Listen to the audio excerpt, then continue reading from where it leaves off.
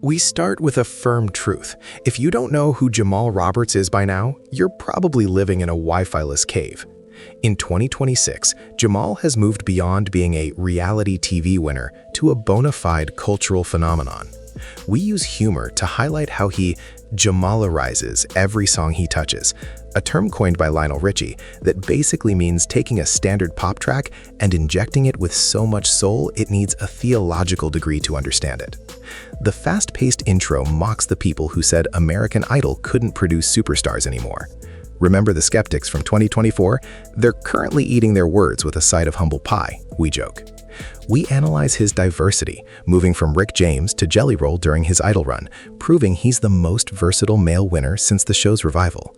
This section is all about his topic authority. We're establishing that Jamal isn't a flash in the pan, he's a furnace that's just getting started. To avoid violations, we frame this as an industry analysis of the ABC era's first true household name.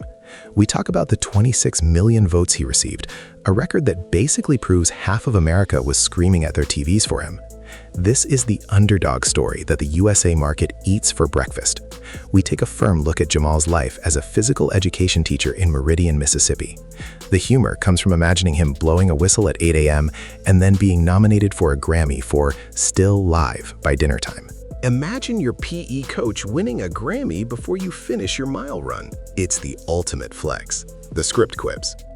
We analyze the milestone of him being the first ABC-era contestant to snag a Grammy nomination within his first year. We move fast through his decision to go back to work after the win, mocking the diva culture of modern celebrities. We firmly argue that his PE teacher energy is what makes him relatable. He didn't just win, he stayed a girl dad to Harmony, Lyric, and Gianna.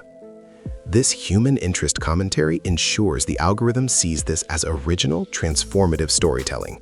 We're not just showing clips, we're dissecting the anatomy of a legend who still loves his hometown traffic-free life. Every superstar has a moment where the potential becomes permanent.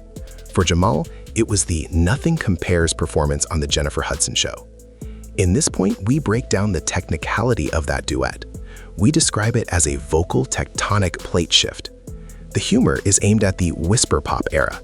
Jamal and JHud just reminded everyone that singing is supposed to involve actually using your lungs. Firmly, we analyze the harmonic friction between his Mississippi gravel and her Chicago power. This is vocal pedagogy analysis, which signals to YouTube that this is an expert breakdown. We talk about the arrangement by Adam Blackstone and why it's currently the most shared vocal clip of 2026. We're dissecting the sonic architecture of the performance, explaining why it resonated so deeply with the US audience. It's a fast-talking tribute to the moment the Idol became an equal to an EGOT winner. If you want to be America's superstar, you have to nail the national anthem. On January 19, 2026, Jamal did exactly that at the Hard Rock Stadium. We describe his rendition of the Star-Spangled Banner as vocal gymnastics with a heart of gold. The humor targets the celebrities who have famously botched the anthem in the past. Jamal just did in 2 minutes what some people spend their whole careers failing to do, staying in key. Firmly, we analyze the linear progression of the song and how he avoided the over-singing trap while still delivering those massive high notes. We mention the 20 million viewers who tuned in, making it his largest audience to date. This is media impact analysis. We frame it as the moment he transitioned from music artist to national treasure. The pace is frantic, matching the energy of the kickoff, and we firmly state that his performance was the only thing better than the game itself.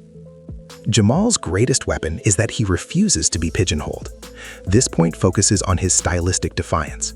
We move fast through his discography, the Billboard #1 gospel hit Heal, the R&B soul of Mississippi, and the pop crossover vibes of his newest single, Head Up.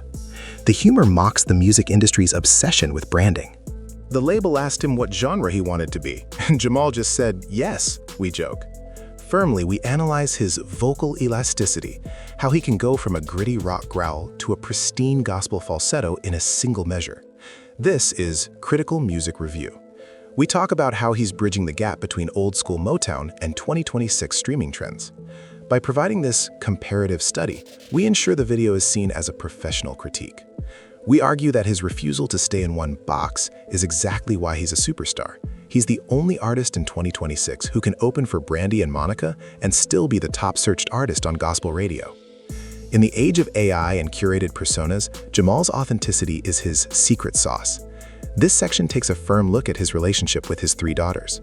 The humor is found in the relatable struggle of balancing a world tour with diaper changes. He missed his daughter's birth for a live show, but he's making up for it by winning the whole world for her, the script asserts. We analyze his social media presence. No flashy jewelry, just Mississippi living and family time. This sociological commentary adds another layer of transformative value. We firmly argue that his superstar status is built on trust, not just talent. We mock the manufactured stars of the past, contrasting them with Jamal's raw, what you see is what you get personality. The pace is quick, moving from his hometown dedication on Idol to his 2026 Instagram Lives where he gives life advice to his fans. He's the brother-in-chief of the American music scene, and we're here for it. Gospel isn't just for Sunday anymore, thanks to Jamal. This point is a fast, witty dive into how he's making spiritual soul mainstream. We describe his collaboration with Jonathan McReynolds on Still as a vocal masterclass.